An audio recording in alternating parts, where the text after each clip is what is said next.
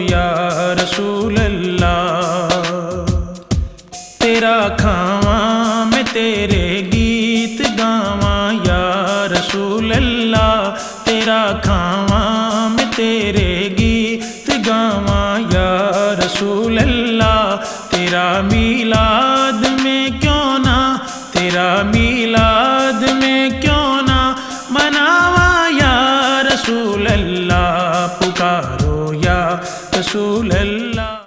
نحمدہ ونصلی ونسلم علی سیدنا و مولانا محمد رسولہ النبی الامین المکین الحنین الکریم الرؤوف الرحیم، اما بعد فاعوذ باللہ من الشیطان الرجیم، بسم اللہ الرحمن الرحیم۔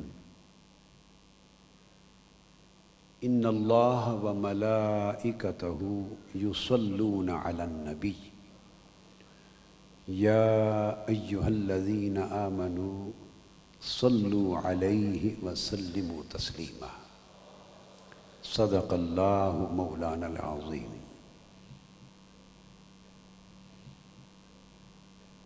میزبان مجلس محترم الحاج عبد الرؤوف صاحب، کیو ٹی وی کی جملہ انتظامیہ افسران اور کارکنان،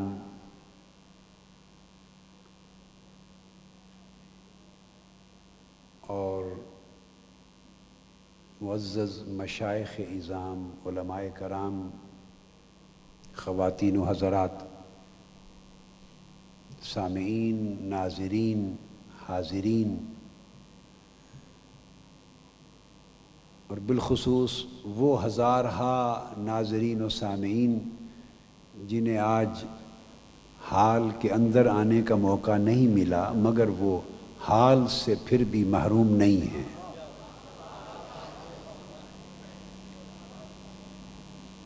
اس لیے کہ اصل حال یہ نہیں جس میں ہم سب بیٹھے ہیں، اصل حال وہ ہے جو ذکر حبیب کی خیرات کے طور پہ نصیب ہونے والا ہے، اور اس کے لیے مکانی قرب اور بعد، اندر اور باہر جگہ کا ملنا کوئی معنی نہیں رکھتا۔ اس کا انحصار اس امر پہ ہے کہ بندے کی توجہ کتنی خالص ہے، اس کا تعلق کتنا پختہ ہے، اس کی نسبت کتنی پختہ ہے، اور اس کی نسبت میں، تعلق میں، توجہ میں، اور پھر اس کے تمسک میں، پھر اس کی محبت میں، پھر اس کے اتباع میں خالصیت کتنی ہے، مرکزیت کتنی ہے، جامعیت کتنی ہے، کتنی یکسوئی ہے، کتنا اخلاص ہے۔ یہ دولت اگر نصیب ہو جائے تو کوئی قریب ہو یا بعید، وہ صاحب حال ہوتا ہے۔ اللہ تبارک و تعالیٰ نے اس حبیب مکرم صلی اللہ علیہ وآلہ وسلم کو یہ شان دی ہے، جن کی محفل آج کیو ٹی وی نے منعقد کی، اور جن کے ذکر کے لیے ہم، جن کے میلاد کے ذکر کے لیے جمع ہوئے ہیں، انہیں وہ شان عطا کی ہے کہ وہ کرم فرمائی میں کسی کے مکانی طور پر قریب اور بعید ہونے میں انہیں نہ کوئی مشکل ہے، نہ کوئی رکاوٹ ہے۔ قرآن مجید میں فرمایا النبی اولیٰ بالمؤمنین من انفسہم، یہ نبی مکرم صلی اللہ علیہ وآلہ وسلم اہل ایمان کی جانوں سے بھی زیادہ قریب ہیں۔ اس نے دو مقامات پر قرب کی انتہا کا بطریق موازنہ ذکر کیا ہے،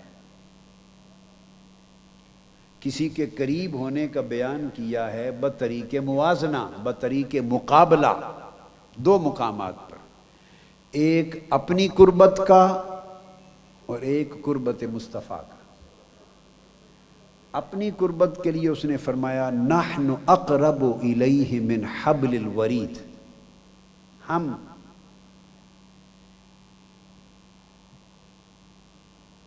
اپنے بندے کی شاہ رگ سے بھی قریب تر ہیں، اپنے بندے کی شاہ رگ سے بھی قریب تر ہیں۔ لہذا اے بندے، اللہ کا تو چونکہ کوئی مکان کوئی جہت نہیں ہے، لہذا تو ہمہ وقت مجھے اپنی شاہ رگ سے قریب، سو میری طرف سے قربت میں کوئی کمی نہیں۔ اگر اس قربت کے ادراک سے، اس کے فیض سے، اس کی برکت سے کوئی محرومی ہے تو وہ تیری توجہ اور تیری بندگی میں کمی ہے۔ اسی طرح حضور علیہ السلام کی قربت کا ذکر بھی اسی اسلوب سے کیا، اور اپنا یہ فیض الوہیت، اپنا فیض الوہیت، اقرب من حبل الورید ہونے کا فیض، فیض الوہیت، اس کا مظہر حضور علیہ السلام کی ذات اقدس کو بنایا ان کی شان رسالت اور شان مخلوقیت کے مطابق۔ اپنی اس اقربیت کا مظہر حضور کی اقربیت کو بنایا اور فرمایا النبی اولا بالمؤمنین من انفسہم، جیسے ہم تمہاری شاہ رگ کے قریب ہیں، یہ الگ بات کہ تم دیکھ نہ سکو، اس طرح میں نے اپنے محبوب کو اپنی اقربیت کی وہ شان مظہریت عطا کی ہے کہ وہ بھی میرے فیض کے باعث ہر مومن کی جان سے زیادہ قریب ہے، یہ الگ بات کہ وہ حجابات کے باعث تک سکے یا نہ تک سکے۔ لہٰذا یہ میں نے ابتدائی تمہیدی کلمات بطور خاص ان لوگوں کے لیے، آپ ان کا سوچیں، ان کے لیے کہے جو ہم سے اس وقت اس حال سے باہر دور بیٹھے ہیں، وہ اس دیواروں والے حال سے باہر ضرور ہیں مگر روحانی حال سے باہر نہیں ہیں، چونکہ جو سماع ذکر ہے، جو ربط ہے، جو توجہ ہے، اس کا فیض کوئی یہاں بیٹھا ہے یا وہاں، وہ سب پہ یکساں ہے۔ اور ان کا بھی سوچیں، آپ تو پھر بھی کراچی میں بیٹھے ہیں، ان کا بھی سوچیں جو 150 ممالک میں اس وقت کیو ٹی وی کی اسکرین پہ بیٹھ کے سن رہے ہیں، وہ بھی اس حال میں شریک ہیں، اس لیے کہ آقا علیہ الصلوۃ والسلام کو اللہ رب العزت نے یہ شان دی ہے وَمَا أَرْسَلْنَاكَ إِلَّا رَحْمَةً لِلْعَالَمِينَ، آپ کرۂ ارضی کی کسی جگہ بیٹھے ہوں مصطفیٰ کے قریب ہیں، تو کرۂ ارضی کی تو حیثیت ہی کوئی نہیں، فرمایا آپ تو سارے عوالم، سارے جہانوں اور ساری کائناتوں کے لیے سراسر رحمت ہیں، تو حضور کا سایہ رحمت تو ساری کائنات میں، کون و مکان میں ہر جگہ چھایا ہوا ہے۔ لہٰذا آپ اپنی قلب و باطن کی توجہ آقا علیہ السلام کے ذکر کی طرف رکھیے، اور ایسا ذکر کی طرف توجہ کریں کہ ذکر آپ کو مذکور کی طرف لے جائے، اور میں ذکر کرنے والا مجھے درمیان سے نکال دیں، بس دھیان ذکر پہ رہے اور مذکور پہ رہے، تو انشاءاللہ سارا کچھ نصیب ہوگا۔ تو میں نے یہ بات یہاں سے شروع کی، اور آج جس آیت کریمہ کو میں نے موضوع بنایا ہے اور جس مضمون پر گفتگو کرنے کا ارادہ بنایا ہے، یہ وہ مضمون ہے کہ جس کو میں نے برمنگھم میں، جب میں نے یہ سفر میلاد النبی کا شروع کیا، کینیڈا سے چلا اور لندن آیا، تو ARY اور QTV ان کے کہنے پر تو ایک استقبال ماہ میلاد النبی کانفرنس منعقد ہوئی، اسی عظیم الشان جامع مسجد گمگول شریف برمنگھم میں جہاں دورہ صحیح بخاری ہوا تھا، اور حضرت علامہ استاذ الاساتذہ پیر سید عظمت علی شاہ صاحب ہمدانی بھی اس میں شریک ہوئے تھے۔ تو وہاں پھر یہ مضمون میں نے شروع کیا، اور وہ بھی لائیو آیا تھا، آپ نے وہ خطاب دیکھا ہوگا۔ وقت جب ختم ہوا تو میں نے اس مضمون کو اس آیت کریمہ میں دوران نماز حضور پر سلام پڑھنا اور اس کا تعلق حضور کے میلاد کے ساتھ، یہ مضمون شروع کیا تھا کہ سلام کا اور نبی کے یوم میلاد کا بڑا گہرا تعلق ہے۔ نبی کے یوم میلاد میں نبی کے لیے سب سے بڑا تحفہ سلام ہے، یہ اللہ کی سنت ہے۔ اور پھر سلام کی سب سے اعلیٰ جگہ حضور پر سلام پڑھنے کی نماز ہے۔ اس پر گفتگو کچھ کی تھی تو وقت ختم ہوا۔ اس کے بعد اگلا خطاب جو مینار پاکستان پہ 12 ربیع الاول کی رات میں نے کیا، تو پھر میں نے اس موضوع کو آگے جاری نہیں رکھا۔ اس رات کے لیے موضوع مختلف تھا جو آپ سن چکے، تو میں نے اس مضمون کو مکمل کرنا اپنے ذہن میں محفوظ رکھا تھا، تو اس مضمون کو آج مکمل کرنا چاہتا ہوں۔ تو گویا برمنگھم برطانیہ اور کراچی ARY ہال کے درمیان یہ ربط بن گیا تکمیل مضمون کا،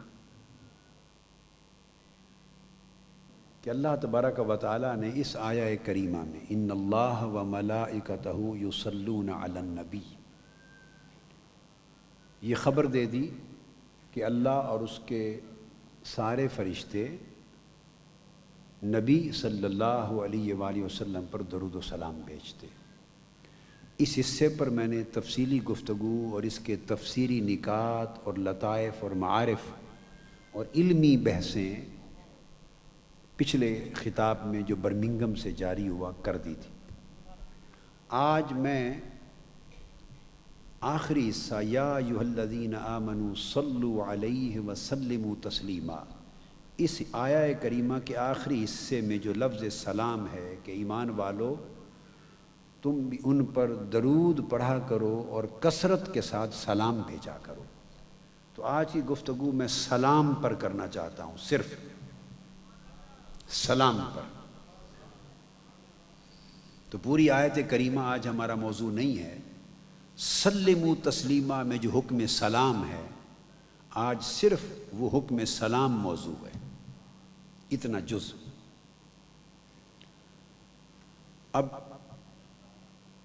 اس مناسبت سے ایک حدیث نبوی جس کو حضرت اوس ابن اوس رضی اللہ تعالیٰ عنہ نے روایت کیا ہے، میں کوٹ کر رہا ہوں، اور سنن ابی داؤد میں ہے اور سنن نسائی میں ہے اور سنن ابن ماجہ میں ہے، یہ حدیث صحاح ستہ میں۔ حضور نبی اکرم صلی اللہ علیہ وسلم نے فرمایا قال قال رسول اللہ صلی اللہ علیہ وآلہ وسلم ان من افضل ایامکم یوم الجمعہ، اے لوگو تمہارے تمام دنوں میں سے سب سے افضل دن جمعہ کا دن ہے۔ اب یہ حدیث پاک آپ نے بہت مرتبہ سنی ہوگی، مگر آج اس حدیث کے اندر موجود جن نکات اور جن جہات پر اور جن معانی اور معارف پر تھوڑی روشنی ہم ڈالنا چاہتے ہیں، وہ توجہ طلب ہے۔ ارشاد فرمایا کہ تمہارے دنوں، سب دنوں میں سب سے افضل دن یوم جمعہ ہے۔ اس حدیث پاک کے 3 حصے۔ سب سے پہلے تو اللہ تعالیٰ نے ایام میں سے جمعہ کے دن کی افضلیت بیان کی ہے کہ جمعہ افضل دن ہے سب ایام میں سے، تو یہ بیان افضلیت ہے۔ جب بطور مقدمہ کوئی چیز کہہ دی جاتی ہے کہ سب دنوں سے افضل دن جمعہ ہے، یہ ایک دعویٰ ہو گیا، ایک مقدمہ ہو گیا، تو فوری ذہن میں سوال آتا ہے وائی، کیوں؟ تمام دن اللہ کے ہیں، سب دن اللہ نے بنائے، تو سب دنوں میں جمعہ کے دن کو سب سے افضل الایام کیوں قرار دیا؟ اس کے سبب کیا ہے؟ تو حدیث پاک کا جو مضمون ہے اس کا اگلا حصہ اس کے ریزنز کو بیان کرتا ہے، اسباب کیا ہیں یوم جمعہ کی افضلیت کے۔ سب دنوں پر جو اس کو فضیلت ملی، تو اگلا حصہ حدیث اسباب بیان کرتا ہے۔ جب افضلیت کا حکم بھی معلوم ہو گیا، اسباب بھی سمجھ میں آ گئے، تو ایک سوال اس کے بعد پیدا ہوتا ہے ذہنوں میں کہ اگر یہ سب سے افضل دن ہے اور اس کے یہ ریزنز ہیں، تو پھر ہمیں اس دن کیا کرنا چاہیے؟ کیا کیا جائے اس کی افضلیت کو منانے کے لیے، سیلیبریٹ کرنے کے لیے؟ تو اس تیسرے سوال کا جواب بھی اس حدیث پاک کے تیسرے حصے نے دیا ہے۔ ہر ایشو کو ترتیب کے ساتھ ایڈریس کیا ہے اس حدیث نبوی نے۔ پہلا فرما دیا کہ تمہارے سب دنوں سے افضل ترین دن جمعہ، واضح ہو گئی بات۔ اب آ گئی بات کہ سبب کیا ہے، تو 3 سبب بیان کیے۔ 3 سبب ہیں جمعہ کے افضل الایام ہونے کے۔ کسی کے ذہن میں اگر یہ خیال آ جائے کہ اس لیے افضل ہے کہ اس دن نماز جمعہ پڑھی جاتی ہے، تو بابا یہی تو سوال ہے۔ وہ نماز جمعہ تو اس کو کہتے اس لیے ہیں کہ وہ اس دن پڑھی جاتی ہے، تو وہ اس دن کیوں رکھی گئی؟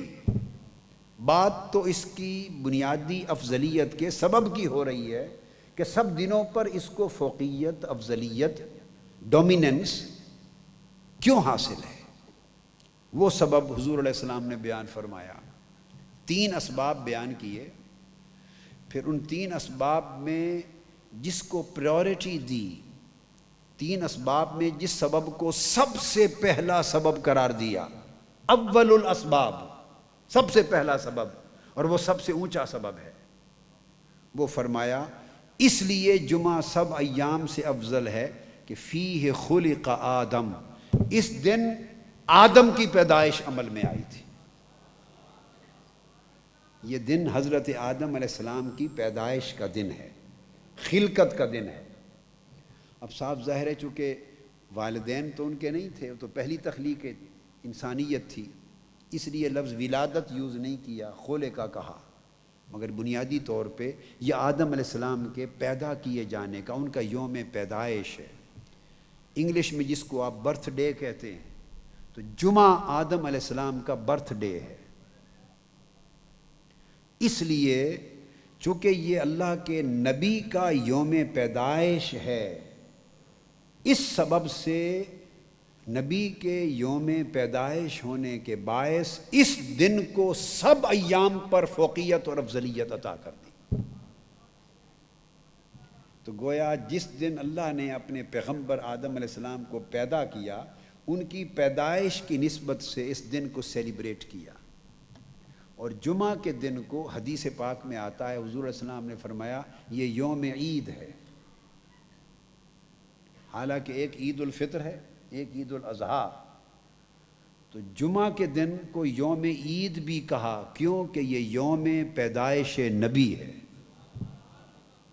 تو یوم پیدائش نبی عید کا دن ہے، کیوں کہ پلٹ پلٹ کر بار بار آتا ہے اور خوشیاں لاتا ہے کہ نبی کی پیدائش سے بہتر نعمت کائنات انسانیت میں اللہ کی طرف سے انسانوں کے حق میں کوئی نہیں ہو سکتی۔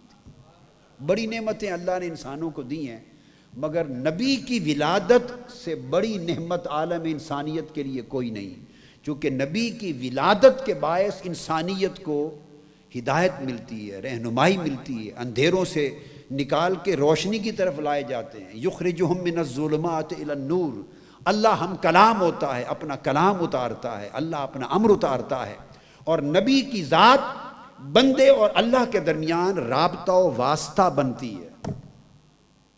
بندے اللہ سے کٹے ہوئے ہوتے ہیں، اللہ نہیں کٹا ہوا ہوتا، وہ تو نحن اقرب الیہ من حبل الورید ہے۔ وہ تو بندوں کو پتہ ہو یا نہ ہو، ہر صورت وہ شاہرگ کے قریب ہے، مگر سوال ہے کہ اس کے قریب ہونے کا شعور کون دے گا؟ اس قرب کی جو لذتیں اور حلاوتیں ہیں، اس قرب کی جو برکتیں ہیں، اس قرب کی جو معرفت ہے، اس قرب کا جو ادراک ہے، اور اس قرب کے فہم تک جو رسائی ہے، وہ کون دے گا؟ وہ اللہ تعالیٰ یہ رسائی، یہ معرفت اور یہ سوجھ بوجھ اپنے نبی کے ذریعے عطا کرتا ہے۔ وہ رب ہے، بندے کا خالق ضرور ہے، مگر اپنے عام بندوں سے ہم کلام نہیں ہوتا۔ اللہ کبھی اپنے بندے سے کلام نہیں کرتا، عام بندوں سے کلام نہیں کرتا۔ فرمایا ما کان لبشر ان یکلمہ اللہ، اللہ کسی بشر کی یہ شان، مجال اور طاقت اور صلاحیت ہی نہیں ہے کہ اللہ اس سے ہم کلام ہو۔ آپ اس آیت کے پر غور کیجئے، اسلوب بیان کیا ہے، ورنہ جس طرح مضمون شروع کیا اسی سمت چلنا چاہیے تھا بیان۔ بات شروع کی کہ کسی بشر، کسی انسان کی یہ مجال نہیں، بات اس طرح شروع کی، تو سیاق کلام یہ تقاضا کرتا ہے کہ اگر بات یوں کی جائے کہ کسی انسان کی یہ مجال نہیں، تو آگے کہنا چاہیے کہ وہ اللہ سے کلام کر سکے۔ کسی انسان کی یہ طاقت اور مجال نہیں کہ وہ اللہ سے کلام کر سکے، مگر ابتدا یوں کی کہ کسی انسان اور بشر کی یہ مجال نہیں، اور اگلا حصہ کس چیز کی مجال نہیں، وہاں انداز کلام تبدیل کر دیا۔ مجال بندے کی نہیں، کس چیز کی؟ فرمایا ان یکلمہ اللہ، کہ اللہ اس سے کلام کرے۔ یعنی کسی بندے کی یہ شان اور استعداد ہی نہیں کہ اللہ اس سے کلام کرے، الا وحین۔ اب الا، مگر کے بعد 3 صورتیں بیان ہوئی ہیں، اور وہ تینوں صورتیں نبوت اور رسالت کی ہیں۔ تو اعلان کر دیا گیا کہ اللہ تعالیٰ خالق تو سارے بندوں کا اور ساری کائنات کا اور ساری مخلوقات کا ہے، مگر وہ براہ راست اپنی مخلوق سے اور اشرف المخلوقات اپنے پیدا کیے ہوئے انسان سے بھی کلام نہیں کرتا، کلام نہیں کرتا، چونکہ بندے کو یہ استعداد حاصل نہیں ہے کہ اللہ اس سے کلام کرے۔ تو باری تعالیٰ جب تیرے بندے ہیں اور تو ان تک اپنا کلام پہنچانا چاہتا ہے، ان سے اپنی بات پہنچانا چاہتا ہے، اپنا امر انہیں پہنچانا چاہتا ہے، اپنی رہنمائی انہیں دینا چاہتا ہے، اپنا حکم دینا چاہتا ہے، انہیں اپنی بندگی کے آداب سکھانا چاہتا ہے، جب یہ ارادہ فرماتا ہے تو لا محالہ ان سے کمیونیکیٹ کرنے کی ضرورت ہوتی ہے۔ ان سے کمیونیکیٹ کیسے کرتا ہے؟ تو اللہ تعالیٰ نے فرمایا there is no direct communication، میری کوئی ڈائریکٹ کمیونیکیشن اپنے بندوں سے نہیں ہے۔ اس گورکھ دھندے کو نکال دو ذہن سے، اس فتنے کو نکال دو۔ اللہ نے فرمایا میں کوئی ڈائریکٹ کمیونیکیشن اپنے بندے سے نہیں کرتا۔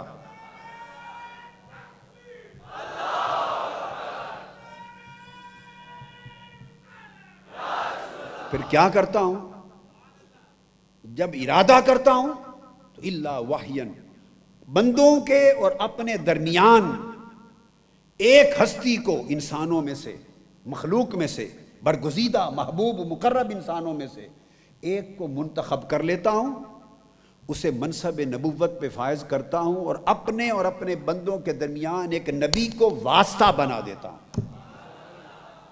تو واسطہ بنانا اللہ کی سنت ہے، وسیلہ قائم کرنا اللہ کی سنت ہے۔ اللہ اپنی مخلوق سے اپنی کمیونیکیشن کے لیے اپنے نبی کو واسطہ مقرر کرتا ہے، حالانکہ وہ واسطے اور وسیلے کا محتاج نہیں ہے۔ وہ چاہے تو بغیر واسطے کے کلام کر لے، وہ قادر مطلق ہے، محتاج نہیں ہے، قادر مطلق ہے، مگر اس کی سنت یہ نہیں ہے کہ وہ ڈائریکٹ کمیونیکیٹ کرے۔ وہ کرتا ہے پیغمبر کے ذریعے، نبی کے ذریعے، رسول کے ذریعے، اور جس سے وہ کلام کر لے وہ نبی ہو جاتا ہے۔ اس کے کلام کی شان بھی دیکھیے پھر کیا ہے۔ باری تعالیٰ تو اپنے بندوں سے خود کلام کیوں نہیں کرتا؟ سمجھنے والی بات ہے۔ تو وہ ہمیں مفہوم سمجھا رہا ہے قرآن کے ذریعے، اس لیے ہر بندے سے کلام نہیں کرتا کہ میرا کلام کوئی تمہارے کلام جیسا تھوڑی ہے، اللہ کا کلام ہے، جس سے میں مخاطب ہو جاؤں اور جس سے میں کلام کر لوں۔ اور تم بلاتے ہو نا بھائی بات سن، ارے یہ بات لے، یہ پیغام لے، میری بات سن، میرے قریب آ، ذرا یہ کہنا مان، یہ پیغام پہنچا دے، جس سے میں بلا کے اس سے بات کر لوں، میری بات کرنے سے وہ نبی ہو جاتا ہے۔ اللہ جس سے کلام کر لے وہ نبی ہے۔ اب اس کلام کی شکلیں ہیں، کبھی وہ اس کو وحی کہتا ہے، کبھی یرسل رسولاً کہتا ہے کہ رسول فرشتہ بھیج کے کلام کرتا ہے، کبھی وحی کے ذریعے کلام کرتا ہے، کبھی من وراء حجاب، کبھی پردے کے پیچھے طور کی چوٹی پر حضرت موسیٰ سے کلام کرتا ہے، کبھی فرشتہ بھیج کر ہر نبی اور رسول سے کلام کرتا ہے۔ 3 صورتیں بتائی ہیں اس نے کلام کرنے کی۔ فرشتہ بھیج کر کلام کرنا ہر نبی کے لیے ثابت ہو گیا، ہر نبی کی طرف فرشتہ بھیجا کلام کیا، تو یہ طریقہ بھی آ گیا۔ پھر فرمایا من وراء حجاب، ایک طریقہ یہ ہے کہ پردے کے پیچھے سے کلام کرتا ہوں، چھپ کر، جلوہ نہیں کراتا، بات سناتا ہوں۔ تو پردے سے پیچھے جس سے کلام کیا وہ موسیٰ ہو گئے علیہ السلام، طور پر وہ موسیٰ ہو گئے۔ فرشتہ بھیج کر جس سے کلام کیا وہ حضرت آدم سے لے کے حضرت عیسیٰ تک سب پیغمبر ہو گئے، ہر ایک سے فرشتے کے ذریعے کلام کیا۔ تو 2 صورتیں ہو گئیں۔ اب تیسری صورت بیان فرمائی الا وحین، یا اس سے بات کرتا ہوں۔ تو پردے کے پیچھے سے بات کرنا بھی مراد یہاں نہیں ہو سکتا، چونکہ اس کا ذکر الگ آ گیا ہے من وراء حجاب، اور فرشتے کے ذریعے بات کرنا یہ بھی الا وحین کا معنی نہیں ہو سکتا، چونکہ رسول فرشتہ بھیج کر کلام کرنے کا بھی اسی آیت میں ذکر الگ آ گیا ہے۔ جب بذریعہ فرشتہ کلام کرنے کا ذکر بھی آ گیا، پردے کے پیچھے سے کلام کا ذکر بھی آ گیا، تو پھر جو کہا کہ بات کرتا ہوں وہی بھیجتا ہوں، یہ بغیر واسطے اور بغیر حجاب کے کلام کرتا ہوں۔ باری تعالیٰ یہ کس سے کیا؟ وہ صرف ایک ذات ہے جس کا نام مصطفیٰ ہے۔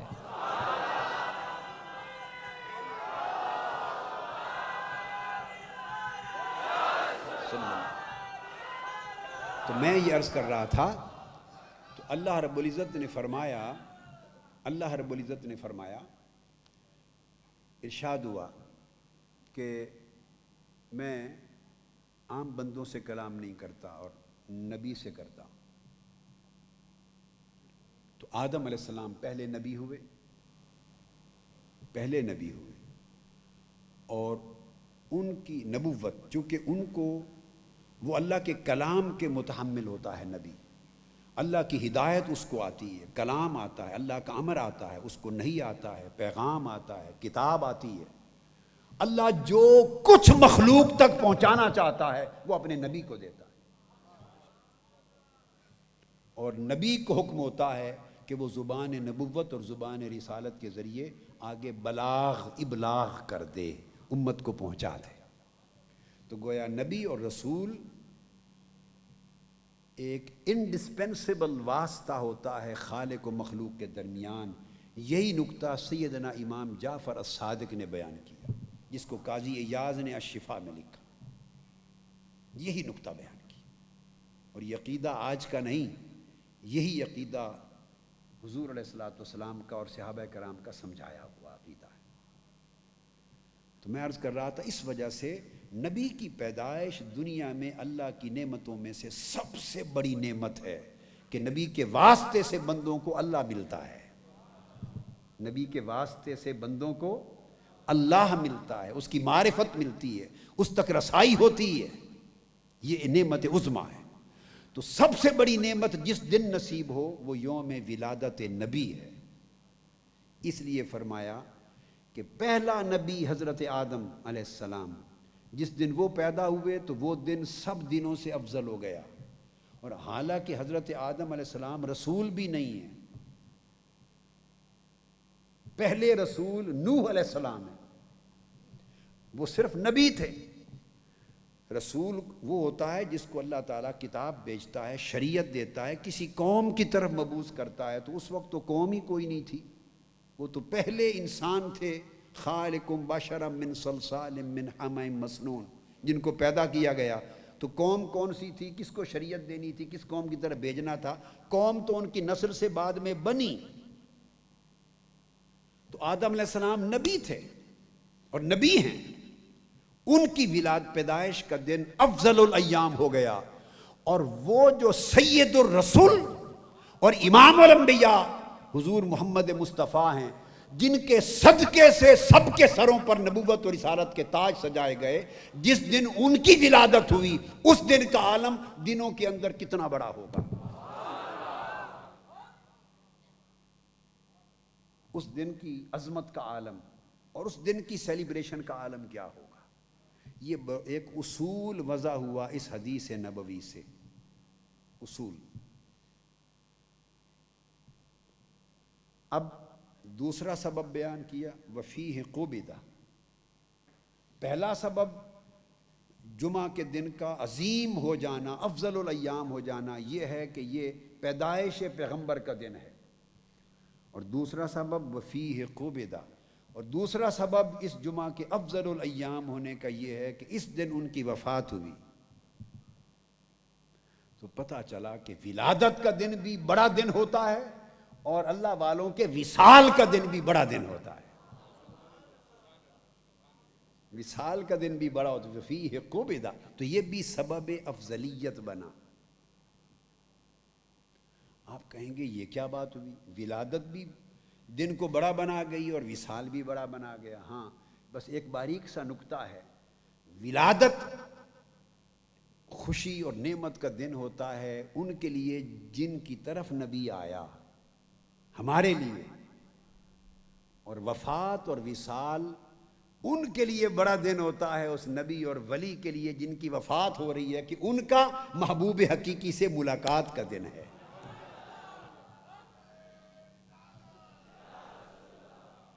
میلاد کا دن ہمارے لیے بڑا ہے اس لیے کہ ہمیں ملے اللہ کے محبوب، اس دن ہمیں ملے، حضرت آمنہ کی گود میں آئے. اور ایک ہمیں کے لیے بڑا نہیں، جس دن آقا کی ولادت ہوئی وہ تو کعبے کے لیے بھی بڑا دن تھا. وہ دن تھا کہ کعبے نے بھی صدیوں سے اس کے اندر بت سجائے گئے تھے مگر کعبہ کبھی لرزا نہیں تھا.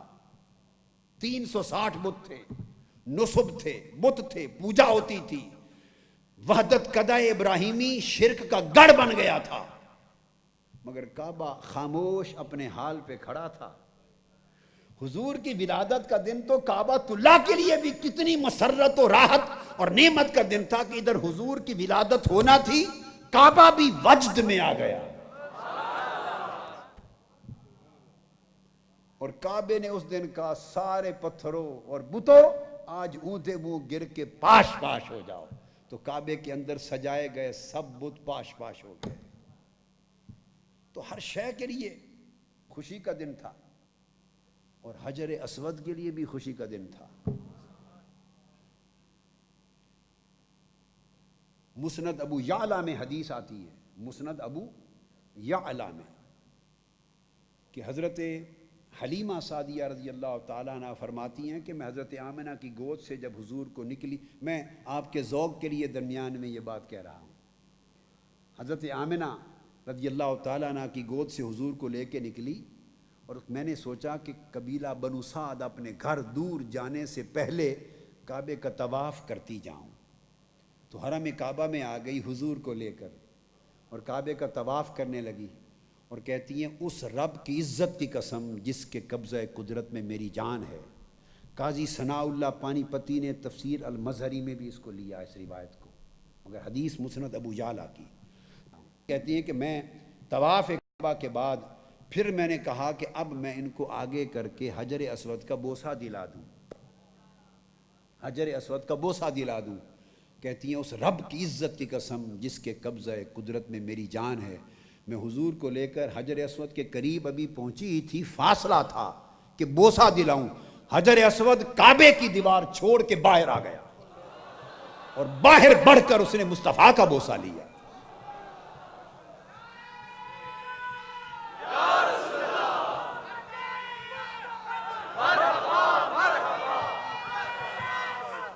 تو خیر اس سے معلوم ہوا کہ یہ دن حضور کی ولادت کا جو دن ہے یہ ہر شے کے لیے خوشی کا دن ہے. زمین و آسمان کی پوری کائنات کے لیے مسرتوں کا دن ہے. کثرت کے ساتھ حدیث میں آتا ہے، آپ نے سنا اور پڑھا ہوگا کہ ستارے نیچے اتار دیے گئے، جنت کی حوریں نیچے آ گئیں، ملائک نیچے آ گئے، کائنات رقصاں ہو گئی. تو ہر شے کے لیے ولادت پیغمبر، میلاد مصطفیٰ خوشی کا دن تھا. اور میں سمجھتا ہوں کہ حضور کے ولادت کے دن وہ خوشی ہر سال جب یوم ولادت آتا ہے تو ابو لہب کو بھی پھر اس دن سویبہ کو آزاد کرنے کی، مر جانے کے بعد بھی اس خوشی کا صلہ ملا. اتنا بڑا کافر تھا ابو لہب جس کی مذمت میں قرآن کی صورت آئی، تبت یدا ابی لہب وتب، صحیح بخاری کی حدیث ہے، کتاب النکاح میں صحیح بخاری کی حدیث ہے صحیح. اس کی باندھی تھی سویبہ، اس نے آ کے خوشخبری سنائی، ابو لہب مبارک ہو، عبداللہ کے گھر بیٹا ہوا ہے، یا تمہارے بھائی کے گھر بیٹا ہوا ہے. اس نے محمد بن عبداللہ کی ولادت کی خبر سنائی تھی، محمد رسول اللہ کی تو خبر ہی نہیں تھی انہیں.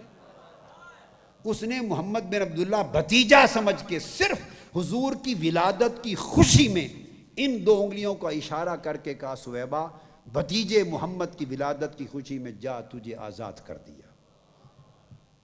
حضرت عباس بن عبد المطلب حضور علیہ السلام کے چچا، وہ روایت کرتے ہیں، اور راوی امام بخاری ہیں، عام محدث اور امام نہیں ہے. حضرت عباس روایت کرتے ہیں کہ ابو لہب مر گیا، ایمان نہیں لایا، کفر میں مرا، مذمتوں کے ساتھ مرا. مرنے کے ایک زمانہ بعد حضرت عباس رضی اللہ تعالیٰ عنہ فرماتے ہیں مجھے خواب میں ملا. تو میں نے پوچھا ابو لہب بتاؤ کیا بیتا تمہارے ساتھ، اپنا حال سناؤ. یہ میں صحیح بخاری سے حدیث کوٹ کر رہا ہوں. تو خواب میں ابو لہب جواب دیتا ہے کہ برے حال میں ہوں، اوپر نیچے دائیں بائیں آگے پیچھے دوزخ کی تپتی آگ ہے، جل رہا ہوں.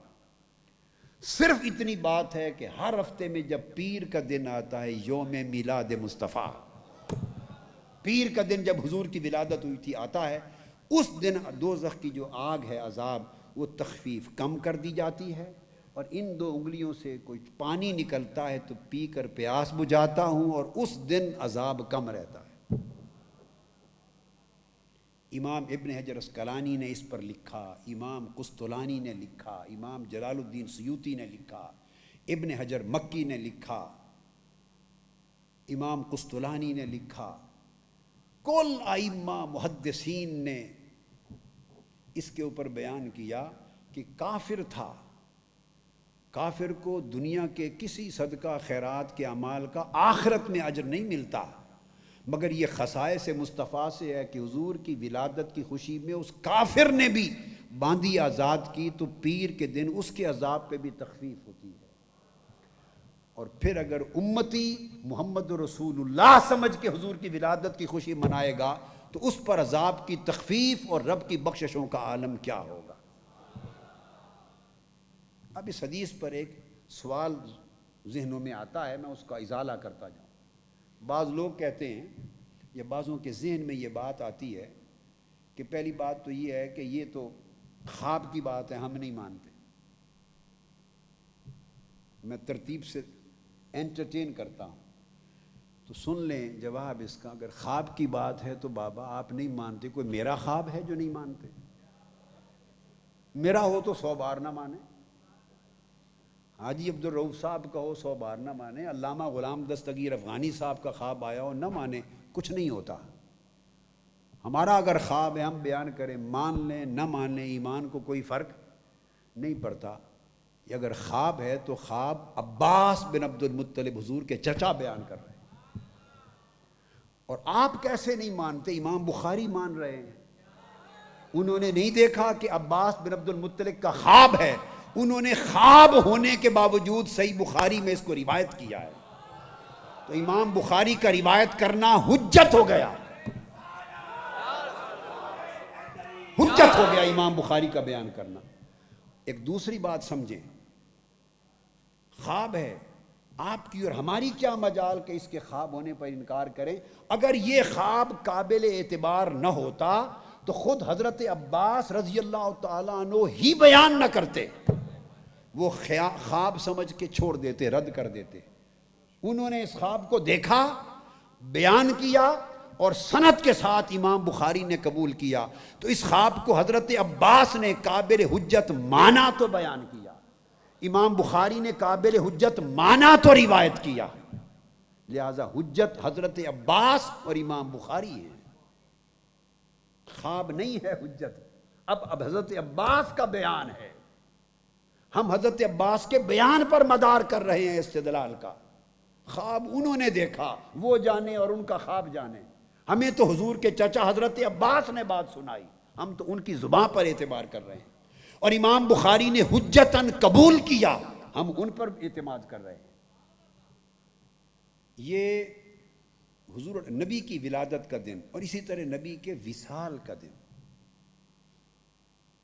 ولادت تو امت کے لیے نعمت ہو گئی اور وصال نبی اور ولی اللہ والے کے اپنے لیے نعمت ہوتا ہے کہ وہ دن اس کو وصال کہتے ہی اس لیے ہیں کہ وہ رب سے ملاقات ہوتی ہے. امتی کی روح کی رب کی بارگاہ میں حاضری ہوتی ہے اور پھر قبر میں حضور سے ملاقات ہوتی ہے, حضور کا دیدار ہوتا ہے. تو وہ دو ملاقاتوں کی شام ہوتی ہے, وفات کی شام, دو ملاقاتوں کی شام ہوتی ہے. لہٰذا یہ ان کی خوشی کا دن ہوتا ہے کہ ہجر اور فراق کے لمحے کٹتے اور محبوب سے ملاقات کی شام آتی ہے. وہ خوش ہوتے ہیں, اس وجہ سے اس دن کو فضیلت, جس دن نبی خوش, اس کی روح خوش ہو جائے کہ آج محبوب حقیقی سے ملاقات ہے, تو وہ بھی اس دن کو افضل بنا دیتی ہے. اور تیسرا فرمایا وفیہ النفخۃ وفیہ الصاعقہ, اور اس دن وہ سخت آواز آئے گی جو قیامت لائے گی. وہ قیامت سے پہلے جو سخت آواز آئے گی وہ بھی جمعہ کے دن ہوگی. یہ تیسرا سبب افضلیت کا. اب آپ سوچیں گے کہ قیامت تو الٹا قیامت ہے, ہر کوئی نفسا نفسی کے عالم میں مارا جائے گا, تو وہ بھی فضیلت کا سبب کیسے بن گیا؟ نہیں, یہ فرمایا وہ جو قیامت کے لیے جنگاڑ سخت آواز آئے گی وہ بھی جمعہ کے دن, یہ بھی سبب فضیلت ہے. تو گویا قیامت کا دن اعلان ہونا بھی سبب فضیلت ہے. لیکن سوال ہے کیوں؟ اس کے اندر ایک باریک راز ہے, وہ توجہ طلب ہے. وہ اس لیے کہ وہ قیامت ہے یا کافروں کے لیے یا منکروں کے لیے. قیامت ہے. میں محاورتاً کہہ رہا ہوں کہ قیامت ہو گئی. قیامت ہے, تباہ کن ہے, اندوہناک ہے, پریشان کن ہے. 50,000 سال تمازت آفتاب میں جل جانے کا دن ہے. قیامت ہے غیروں کے لیے جو اس کے نہیں بنے, اور وہ جو اس کے ہو گئے ان کے لیے وہ قیامت نہیں, ان کے لیے وہ یوم دیدار ہے, وہ یوم فرحت ہے, وہ یوم ملاقات ہے, یوم شفاعت ہے. اس لیے عام انسانوں کے لیے قیامت کا دن 50,000 سال کا ہوگا. قرآن سے ثابت ہے اور حدیث سے صحیح ہے. وہ دن جو عامت الناس کے لیے 50,000 سال کا ہوگا, وہ اللہ والوں کے لیے صرف عصر کی 4 رکعتوں کی نماز جتنا نظر آئے گا. عصر کی نماز پڑھ کے جیسے سلام پھیرتا ہے, اور کسی ایک روایت میں فجر کی 2 رکعتوں جتنا وقت لگتا ہے, وہ 50,000 سال اتنی دیر میں بیت جائیں گے. اگر ذہن میں سوال آ جائے کہ کیسے اتنی بڑی مدت 50,000 سال کی 2 منٹ 4 لمحوں میں کیسے بیت جائے گی؟ اب یہ جو سوال ہے اس کا جواب قال میں نہیں ہے, حال میں ہے. اس کا جواب قال کے پاس نہیں ہے, اس کا جواب قال کے پاس, اس کا جواب حال کے پاس. اس لیے میں نے کہا اندر والے بھی حال لیں اور باہر والے بھی حال لیں. 50,000 سال کا دن چٹکی میں 4 لمحوں میں کئیوں کے لیے بیت جائے گا. وہ کیسے بیت جائے گا؟ یہ وہ لوگ ہوں گے جن کے لیے پردہ اٹھا دیا جائے گا. پردہ اٹھا دیا جائے گا. تو قیامت کا دن اس لیے فضیلت کا سبب بن گیا کہ کئی لوگ تو انتظار ہی اسی دن کا کر رہے ہیں کہ وہ دن آئے اور آقا کا جھنڈا شفاعت کا اٹھا کے حضور کے ساتھ ہم بھی چلیں. اور وہ دن آئے اور حکم و ملائکہ یہ لوگ ہیں جنہوں نے میری خاطر رات کے بستروں کے آرام تج کر دیے تھے. یہ وہ لوگ ہیں جنہوں نے اپنے پہلو بستر سے جدا کر لیے تھے, جن کی آنکھیں میرے غم میری محبت میں چھم چھم برسات کی طرح برستی تھیں. یہ وہ لوگ ہیں جو رات کے اندھیرے چھاتے لوگ بستر پہ چلے جاتے, یہ مصلے میں میرے حضور 10 برس تک قیام پذیر ہو جاتے. یہ وہ لوگ ہیں جو ساری رات رو رو کر مجھ سے مناجات کرتے تھے. یہ وہ لوگ ہیں جو نہ مجھ سے دنیا مانگتے تھے نہ آخرت کی نعمتیں مانگتے تھے, صرف مجھ سے مجھ ہی کو مانگتے تھے.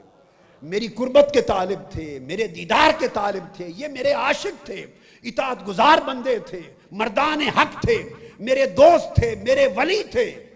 تو فرشتے کہیں گے باری تعالیٰ ہم سمجھ گئے، پہچان گئے، اب ان کے لیے کیا حکم ہے؟ احادیث صحیحہ میں ہے، حکم ہوگا ان کے اور میرے درمیان آج پردہ اٹھا دیا جائے، پردہ اٹھ جائے گا۔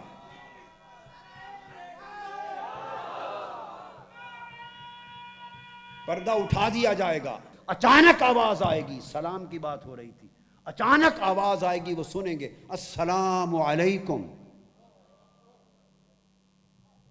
آواز آئے گی السلام علیکم، وہ چونک کے دیکھیں گے کس نے ہمیں سلام کیا ہے، کس نے سلام کیا ہے؟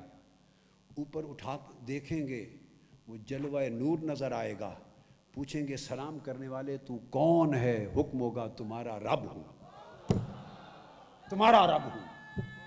اس کے بعد حدیث کے لفظ ہیں، وَيَنظُرُ، ہائے ہائے ہائے ہائے، حدیث کے آگے الفاظ ہیں، جب پردہ اٹھ جائے گا حکم ہوگا تمہارا رب ہوں، اور پھر وَيَنظُرُ إِلَيْهِمْ وَيَنظُرُونَ إِلَيْهِ، وہ پھر ایک دوسرے کو تکتے ہی رہ جائیں گے۔ رب اپنے محبوب بندوں کو تکنے لگے گا، رب ان کو تکتا رہے گا، وَيَنظُرُونَ إِلَيْهِ، وہ اس کو تکتے رہیں گے۔ ارے اب اس تکنے کا حال کیا ہوگا وہ صاحبان قال کیا جانے۔ رموز سر دل بے دل چدانت، جس نے چک کے ہی نہیں دیکھا اس کو ذائقہ کیا معلوم، اور جس نے تک کے نہیں دیکھا اسے کیا معلوم تکنا کیا ہے۔ اگر اس تکنے کی لذت پوچھنی ہے تو جاؤ زنان مصر سے پوچھو، زنان مصر سے پوچھو، جن کی درخواست پر حضرت یوسف نے ایک لمحہ بھر کے لیے پردہ اٹھا دیا تھا چہرے سے، ایک لمحے کے لیے پردہ اٹھا دیا تھا، اور زلیخا کی درخواست پر پردہ اٹھا کر بے نقاب چہرہ کر کے گزر گئے تھے، تو قرآن کہتا ہے وَقَطَّعْنَ أَيْدِيَهُنَّ فَلَمَّا رَأَيْنَهُ أَكْبَرْنَ وَقَطَّعْنَ أَيْدِيَهُنَّ وَقُلْنَ حَاشَا لِلَّهِ مَا هَذَا بَشَرًا۔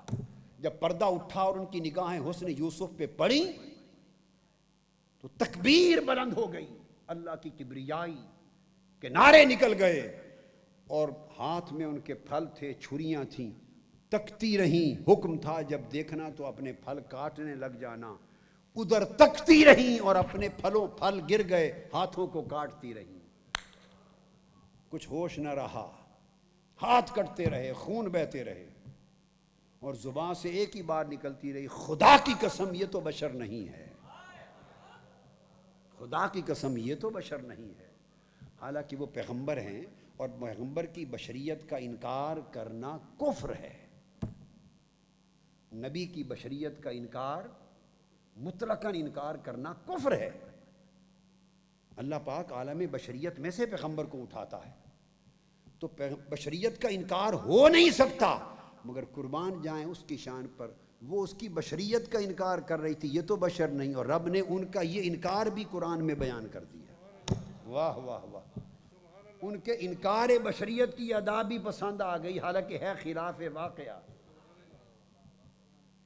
بات درست نہیں، انکار بشریت کا کر رہی ہیں، مگر چونکہ محبت کی فنائیت میں کر گئیں، رب نے اس کو بھی بیان کر دیا، اور بعد میں رد بھی نہیں کی۔ اس کے بعد اگلی آیت میں نہیں کہا غلط کہہ رہی ہو یہ تو بشر ہے، نہیں، وہ جانتا تھا کہ حال میں کہہ گئی ہیں، غلبہ حال میں کہہ گئی ہیں، تو جب حال غالب ہوتا ہے تو بات بات پہ گرفت نہیں کرتے، اللہ کی سنت ہے۔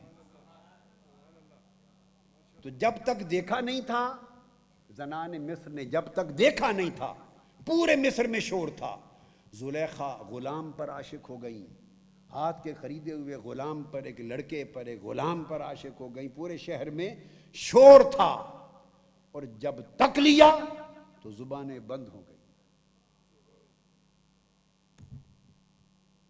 تو یہ جو جھگڑے رہتے ہیں نا نور بشر کے اس سوسائٹی میں، یہ سارے جو مناظرے جھگڑے بدقسمتی سے ہوتے رہتے ہیں، مجھے تو یہ سمجھ میں آئی ہے ساری زندگی میں کہ یہ سارے نہ تکنے کے جھگڑے ہیں، ہائے بس یہ نہ تکنے کے جھگڑے ہیں۔ اب جنہوں نے تکا ہی نہیں وہ جھگڑا نہ کریں تو کیا کریں، وہ مناظرے نہ کریں تو کیا کریں، فتوے نہ لگائیں تو کیا کریں، گلے ہی پھاڑیں گے جو تکا ہی نہیں ہے۔ اگر میں ساری رات آپ کو سیب اور کیلا سمجھاؤں، ساری رات صبح تک، اور آپ نے عمر بھر نہ کبھی سیب کھایا ہو نہ کیلا کھایا ہو، ساری رات خطاب سن لیں، دلائل سن لیں، اس کے کانسٹیٹیوشن سن لیں، اس کے ایلیمنٹس انگریڈینٹس سن لیں، پوری بات کے بعد اب آپ سے پوچھوں کہ بتاؤ ذائقہ کیا ہے، تو پورے دلائل پڑھ کر پوری کتاب پڑھ لیں سیب اور کیلے پر، تو ذائقہ سمجھ میں آ جائے گا؟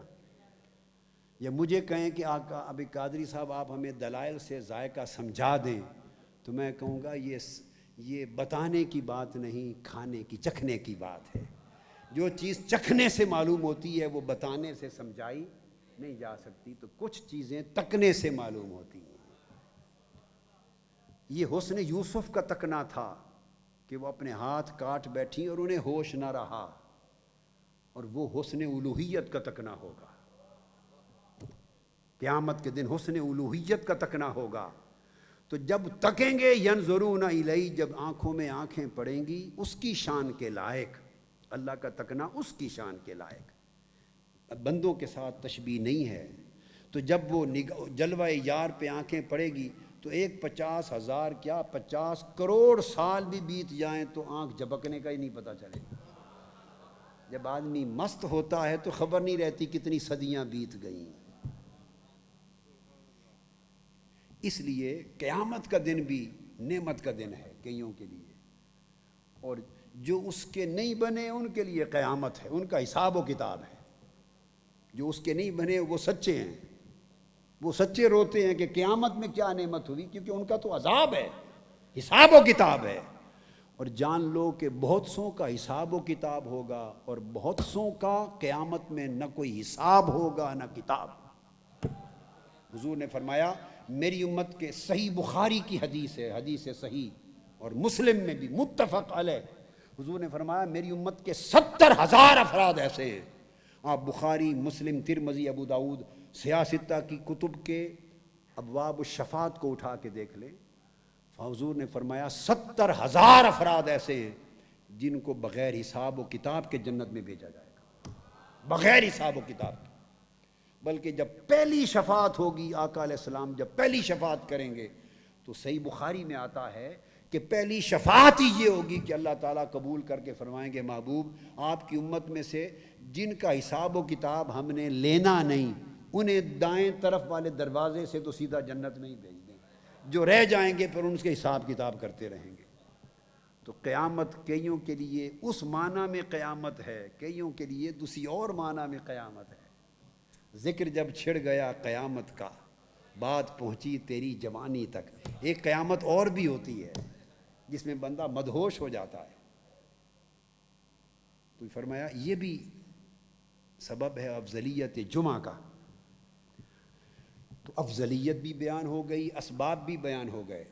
اب سوال ہوا باری تعالیٰ، افضلیت اور اسباب ہو گئے، اب اس دن جس دن تیرے نبی کی پیدائش ہوئی، اب اس دن کرنا کیا چاہیے؟ جو تیرے پیغمبر کی پیدائش کا دن ہے جمعہ، اب بتا اس دن کرنا کیا چاہیے؟ آقا علیہ السلام سے پوچھا تو حضور علیہ السلام نے فرمایا فَأَكْثِرُوا عَلَيَّ مِنَ الصَّلَاةِ فِيهِ، یہ چونکہ پیغمبر کی ولادت پیدائش کا دن ہے، اس دن کثرت سے مجھ پر درود و سلام پڑھا کرو، کثرت سے مجھ پر درود و سلام پڑھا کرو۔ فَإِنَّ صَلَاتَكُمْ مَعْرُودَةٌ عَلَيَّ، تمہارا صلاۃ، تمہارا درود و سلام مجھ پر پیش کیا جاتا ہے۔ صحابہ کرام نے اس پر ایک سوال کیا، قالوا یا رسول اللہ کیف تورد صلاتنا علیک وقد علمت، آج تو بات سمجھ میں آتی ہے کہ آپ پر درود و سلام پڑھیں اور آپ پر پیش ہوگا، آپ سنیں گے، آپ پر پیش کیا جائے گا، دونوں صورتیں، لیکن جب آپ کا وصال ہو جائے گا اور جسد مبارک قبر انور میں رکھ دیا جائے گا تو کیا اس وقت بھی آپ ہمارا سلام لے سکیں گے، قبول کریں گے، آپ پر پیش ہوگا؟ تو وفات کی کیفیت پوچھی کہ وفات کے بعد آپ کی شان اور آپ کا حال کیا ہوگا؟ آقا علیہ السلام نے فرمایا بلیت قال ان اللہ حرم علی الارض اجساد الانبیاء، وفی روایت قال ان اللہ حرم علی الارض ان تأکل اجساد الانبیاء فنبی اللہ حی یرزق، فرمایا کہ اللہ تعالیٰ نے زمین پر حرام کر دیا ہے کہ نبی کے جسم کو کھائے۔ اللہ کا نبی قبر میں زندہ ہوتا ہے اور اس کو رزق دیا جاتا ہے۔ یہ ابو داؤد اور نسائی میں ہے، اور ابن ماجہ میں بھی یہ آخری الفاظ ہیں، اور فرمایا امام ابن ماجہ میں بے اسناد صحیح ہیں، اس حدیث کے اسناد صحیح ہیں کہ اللہ کا نبی زندہ ہوتا ہے، قبر میں بھی رزق دیا جاتا ہے، اور حرام ہے زمین پر کہ نبی کے جسم کو کھائے۔ گویا نبی پر درود و سلام جس طرح حیات ظاہری میں پیش ہوتا ہے، اسی طرح آج بھی حضور پر درود و سلام پیش ہوتا ہے اور قیامت تک پیش ہوتا رہے گا۔ اب چونکہ مضمون اس میں آگے ہم بڑھ رہے ہیں سلام کی طرف، تو اسپیسیفک جو چیز آ گئی سلام کی، یہ تو درود اور سلام تھا کامن۔ اب سلام کی ایک مخصوص فضیلت ہے، پھر آگے سلام کی ایک مخصوص فضیلت ہے، اور وہ فضیلت صلاۃ سے بھی بڑھ جاتی، اور وہ امام ابو داؤد نے روایت کی، وہ حدیث سنن میں، اور امام احمد بن حنبل نے روایت کی حضرت ابو ہریرہ رضی اللہ تعالی عنہ سے۔ فرمایا آقا علیہ السلام نے، ان ابی ہریرہ رضی اللہ تعالی عنہ ان رسول اللہ صلی اللہ علیہ وسلم قال ما من احد یسلم علی الا رد اللہ علی روحی حتی ارد علیہ السلام۔ آقا علیہ السلام نے فرمایا کوئی مسلمان روئے زمین پر شرق میں ہو یا غرب میں ہو، کوئی بھی مسلمان کائنات ارضی کے جس خطے اور جس کونے پر ہو، وہ جب مجھ پر سلام پڑھتا ہے، سلام، تو آقا علیہ السلام نے فرمایا کہ اللہ تعالیٰ نے میری روح مجھ میں واپس لوٹا دی ہوئی ہے، یہ میری شان بعد از وفات ہوگی۔ بعد از وفات بھی روح مجھ میں لوٹا دی جائے گی اور میرے جسم میں رہے گی، حتیٰ کہ میں ہر امتی کے سلام کا خود اپنی زبان سے جواب دیتا ہوں، ہر امتی کے سلام کا جواب دیتا ہوں۔ یہاں ایک اشکال ہے اور ایک خیال آتا ہے بعض ذہنوں میں، اس کا بھی ازالہ کر دوں۔ بعض ذہنوں میں یہ خیال آتا ہے کہ وہ روح مستقل طور پہ وصال کے بعد نہیں لوٹا دی گئی، روح ہے یا اس کا معنی سما سننا ہے یا توجہ ہے، حقیقت ایک ہی ہے۔ توجہ بھی معنی ہو، سننا بھی ہو، تو بغیر روح کے نہ توجہ ہوتی ہے اور بغیر روح کے نہ سماعت ہوتی ہے، ایک ہی چیز ہے، سننا، سماعت، توجہ روح کی صفتیں ہیں۔ بعض ذہنوں میں یہ خیال آتا ہے کہ یہ دائماً وصال کے بعد روح جسم میں نہیں لوٹا دی گئی، جواب دینے کے لیے جب سلام اور درود پڑھا جاتا ہے حضور پر، عین اس وقت اللہ تعالیٰ روح کو یا سماعت کو، سننے کی صلاحیت کو لوٹا دیتا ہے۔ جب درود اور سلام ختم ہو جاتا ہے تو پھر واپس ہو جاتی ہے۔ تو بعض ذہن یوں سوچتے ہیں، بعض اہل علم یہ کہتے ہیں کہ دائماً روح جسم اطہر میں نہیں لوٹا دی گئی، بلکہ بوقت درود و سلام سماعت اور روح لوٹ آتی ہے، بعد میں نکل جاتی ہے۔ یہ ایک سوال ہے، اب اس کا جواب بھی سمجھاتا چلوں۔ یہ سوچ بڑی مضحکہ خیز اور غیر حقیقت پسندانہ ہے اور خلاف واقعہ ہے، اس لیے کہ ہر بار جب درود و سلام پڑھا جائے تو روح یا سماعت دے دی جائے اور وبارک وسلم ختم ہوتے ہی واپس لے لی جائے، اور 24 گھنٹے سینکڑوں مرتبہ روزانہ یہ پروسیس چلے، تو یہ محبوب کی جان کے لیے راحت کا باعث ہے یا تکلیف کا باعث ہے؟ ہر وقت روح نکلتی رہے اور داخل ہوتی رہے اور سماعت آتی رہے پھر واپس جاتی رہے، کیوں؟ اگر عارضی طور پہ روح اور سماعت کا آ جانا آپ نے مان لیا، عارضی طور پر بعد از وفات مان لیا، تو مستقل طور پہ ماننے میں کیا فرق رہ جاتا؟ یہ تو سوچا جائے کہ بالکل ہی واپس نہیں آتی تو ایک بات ہوئی نا۔ جب عارضی طور پہ اس حدیث کا انکار تو ہو نہیں سکتا، مان لیا تو چند منٹس کے لیے مان لیا تو چند گھنٹوں کے لیے کیا پرابلم ہے؟ اگر گھنٹوں کے لیے مان لیا تو دنوں میں کیا پرابلم ہے؟ دنوں کے لیے مان لیا تو سالوں میں کیا پرابلم ہے؟ سالوں کے لیے مان لیا تو عمر بھر کے لیے کیا پرابلم ہے؟